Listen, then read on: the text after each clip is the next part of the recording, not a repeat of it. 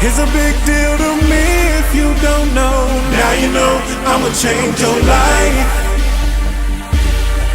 Just put your hands in the air. What's up, Kansas City? It's Serenity, and we're down at the Arts KC event at 1801 Main. Why don't you introduce yourself to everybody, sir? Hey, this is Kadesh Flow. I'm a rapper and trombonist out here in Kansas City. And so what's your affiliation with Arts KC? I'm actually on this year's advisory board, which the season is ending. It's around the campaign. So our last meeting is next week. And hopefully I'll be able to be involved in the next one also. But that's really it. Trying to plug into the art scene. I've been in Kansas City 3 years, trying to figure out what's going on, how I can plug in from both a creative standpoint and a supportive standpoint. So where are you originally from?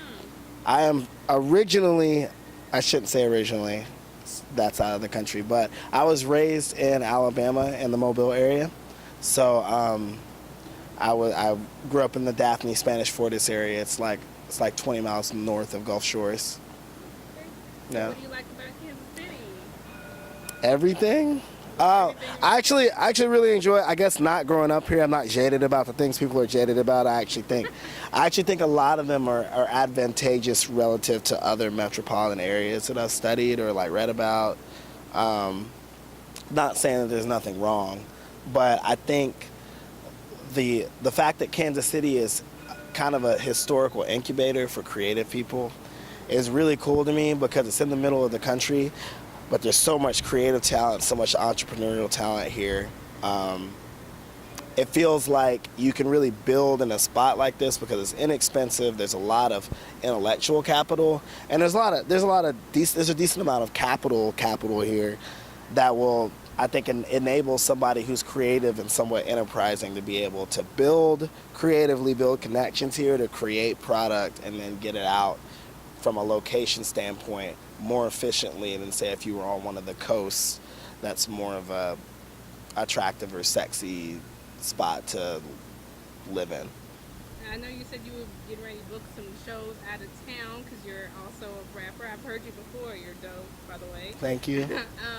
You have like a blues, jazz sound backdrop to that. So what's your advice to people who are trying to book shows out of town as an artist? Out of town, I think you need to treat booking shows out of town and building around the country as kind of a long-term sales process. If you think about organizations that sell products that are big investments, like 6, 7, 8-figure investments that mostly go to multi-billion-dollar organizations, you're looking at sales reps who spend potentially a few years networking with, building relationships with, and then ultimately selling a product to people they've kind of built professional friendships with. And I think it's similar when you're trying to build a long-standing and sustainable presence in a city where you don't live, where you're building with the people in the city who like the type of music that you do. You're building with the promoters and the venues, but you're also building an online presence there and trying to build a pipeline online with the content that you create in order to make sure that there are people who actually like your stuff out there. And then trying to build an engagement string with them where the content that you create, if they listen to it, is enough to get them out when you go out. So that's all advice from a theoretical use standpoint. This is stuff I'm working on right now, but there's a number of stories of independent and signed artists who have had to do this themselves, who have had to do this where they've gone to a locale and had 7 to 20 people show up, and now they're huge. It's all like that building process, that long term.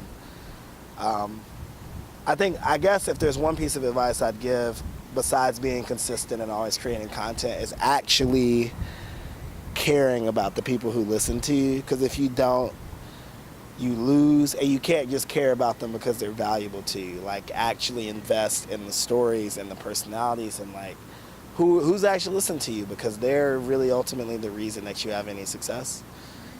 So you want to say what's up to anybody since this is What's Up Kansas City? Wow. So I'm a transplant, so I don't have mad people like that, but I guess I'll say, What's up to whoever? what's up, Hearts of Darkness? Thanks for bringing me in as a trombonist. So everybody in there, less is more, Rachel, Aaron, Dom, Lucas, Sam, Miko, Aaron, Ernest, Chalice. That's the first group of people that came on my mind. What's up, Kim at the Phantom? Appreciate you. People from Kansas City that know me, if you see this, hi. So would you like to give your contact information out to everybody? Yes, so I rap as Kadesh Flow, as you heard. I also play trombone. You can find me at www.kadeshflow, that's KADESHFLOW.com. Kadesh Flow will also get you to literally everything associated with me. It's all consistent, Kadesh Flow, YouTube, Facebook, Twitter, SoundCloud, everything. And then including emails, kadeshflow@gmail.com. So it may end up being Kadesh Flow at kadeshflow.com soon. I have only not done that because that is so redundant, and it's kind of hard for me to get over the idea of having this ridiculously redundant email, but it'll eventually happen because it's supposedly supposed to. Thank you, Kadesh. Thank you. I'm Serenity, running Spit Your Piece, and make sure you check out whatsupkansascity.net. I'm IFBB Bikini Pro Cat Williams, and when I'm not working out in the gym, I'm searching the web on Cascade Media and What's Up Kansas City. So make sure you check them out.